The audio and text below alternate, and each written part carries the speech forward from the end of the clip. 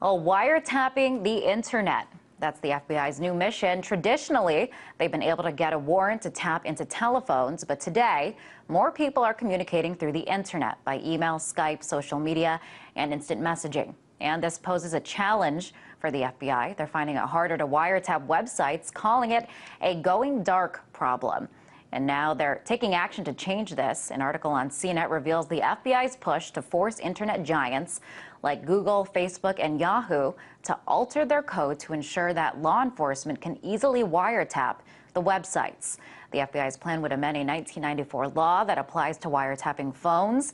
They want to expand that power to web companies. So is this another attack on your online freedoms, or is it necessary to ensure national security? David Seaman, journalist and host of the DL Show, joins us now to dig deeper into this.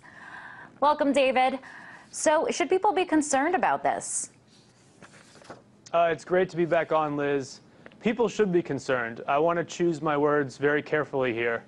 The legislation we've seen over the past few months, including CISPA, and now this FBI request to have backdoor access to people's Facebook activity. We're talking about American citizens, not people in Afghanistan in a cave. They aren't the ones sending out friend requests and talking on Facebook. We're talking about you and me. The government wants intimate access to what we're doing online. And through CISPA, they would nullify the Fourth Amendment. Like I said, I want to be careful with what I say here, but I do believe if Jefferson and Washington were alive today, they would be calling for regime change. This is absolutely ludicrous. And I'm not some peacenik hippie. You know, I'm aware that there are some people out there who want to cause the United States of America harm. And I'm all for spying on those people. Read and listen to every single word they say and go get them. You know, turn their little neck of the woods into a parking lot for all I care. So I'm not opposed to spying on our enemies. I'm opposed to spying on hundreds of thousands, perhaps even millions of Americans who have committed no crime and are just trying to use the internet to communicate. Now, traditionally, David, the FBI, they have had the ability to wiretap phones, but now more people are communicating other ways. So does it make sense that they would be able to wiretap these newer forms of communication? Liz, it absolutely makes sense that they would want to update some of this language because, as you pointed out, people are not using phones predominantly anymore. They use the internet to communicate, and we use text messages and that sort of thing. The problem here is I see all of these things now as connected. And I'm not a conspiracy theorist. I'm not some weirdo. My background is in personal finance and financial journalism. But it's hard to disregard what is happening. Over the past few months, we had SOPA, which is really a career killer. To push something that radical and ludicrous, that could kill the career of any politician who supported it. And then they turn around and they push CISPA, which is even worse. And it's backed by these extremely powerful tech companies affiliated with the Pentagon, tech companies that most people don't even know about and have never heard of. These are not well-known companies, but they have tremendous lobbying power. And I think there's this weird gray area where they're collecting this information, and it's clearly not related to terrorism investigations. How many people in the U.S. are actively plotting terrorist attacks? Certainly not hundreds of thousands, and yet hundreds of thousands of national security letters, or NSLs, have been issued over the past few years, according to some experts on this issue. So what's going to happen when they have backdoor access to Facebook and to Twitter and to Google+? Could be tens of millions of people who could have their information compromised, and a number of people within the government would have access to your most intimate communications, dirty messages you send to your girlfriend, health conditions that you search for on Google to find out about, things like that. But wouldn't they need a warrant, David, in order to get this information or to spy on people? Under CISPA, they would not need a warrant. If CISPA passes, it already passed the House, now it's headed to a Senate vote, and Obama's administration has threatened to veto it, but they did the same thing with the NDAA, and then he went ahead and signed it anyway.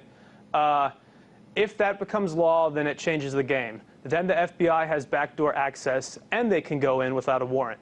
As it stands, you know, if they want to monitor somebody's Facebook activity and they have a legitimate warrant, I'm all for that. I'm aware that there is crime out there, there are bad guys, and we should keep an eye on them. But I am opposed to spying on millions of Americans. And I feel like the government is already doing these things and is now looking for the legal justification to basically cover themselves. Why do I think they're doing these things? Because they're building a $2 billion data center.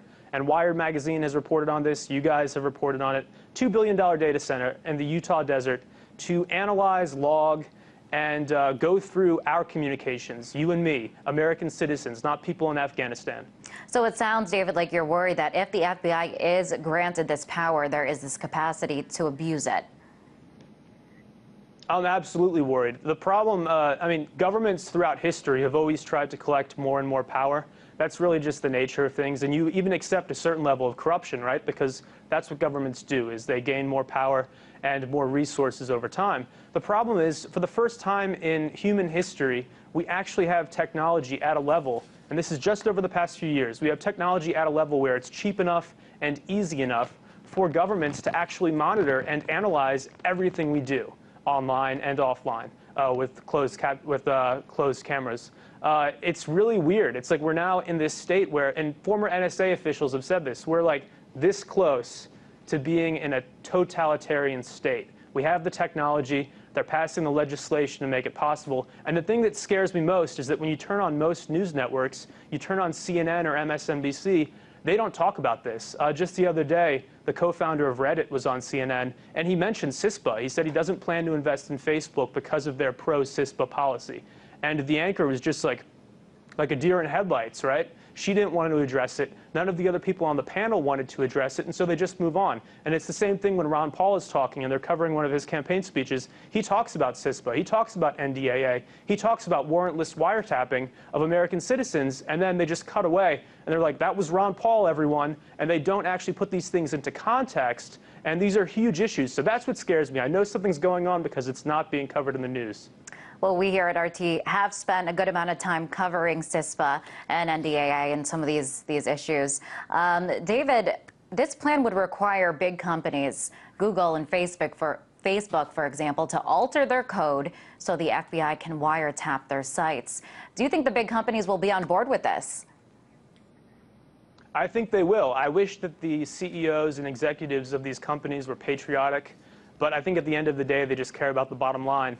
And particularly with CISPA and with this backdoor access also, if the government says to them, look, you're safe, give us this information and you get litigation immunity, nobody can come after you, we're not going to come after you, we're not going to overregulate you or drive you out of business, these companies just go along with it. They don't care about you and me. They don't care about our privacy. They care about their shareholders. And I'm a capitalist, so I don't have a problem with that in theory. But at the same time, I'm also an American citizen, and I don't want to see us turn into a full-blown police state, which is that's where we're headed. People need to talk about this. The other day in the news, someone in the audience asked Mitt Romney if he thought that Obama had committed treason. And then the mainstream media sort of jumped on it, and they were just basically mocking this woman without actually bringing into context the fact that Obama has signed some treasonous things into law over the past few months, and without bringing into context the fact that the government is rapidly trying to look at our online communications. And this backdoor access, like I said, in principle it's fine, but in practice, I believe it will be misused. Now, David, I do want to bring up the government's response to this. The FBI calls this problem going dark, meaning they are no longer able to wiretap suspects, and they say this could pose a problem for people's security. Here's what a representative of the FBI told CNET today. It states, quote, a growing gap exists between the statutory authority of law enforcement to intercept electronic communications pursuant to court order and our practical ability to intercept those communications. The FBI believes that if this gap continues to grow, there is a very real risk of the government going dark, resulting in an increased risk to national security and public safety. So, David, what is your response to this? I don't think they ever went dark. I think when I even send an email to one of your producers, it's being stored on a server somewhere at the NSA. I'm like 100% certain of that.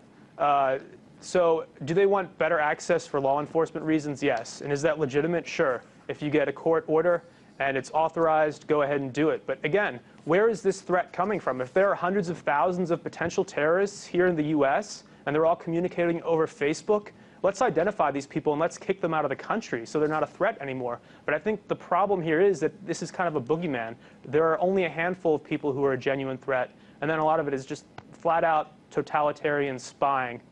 And we've seen things recently. All of my readers, not all of them, a lot of them seem concerned about this resettlement manual that the Army put out. And people kept telling me, you have to look into this and report on it.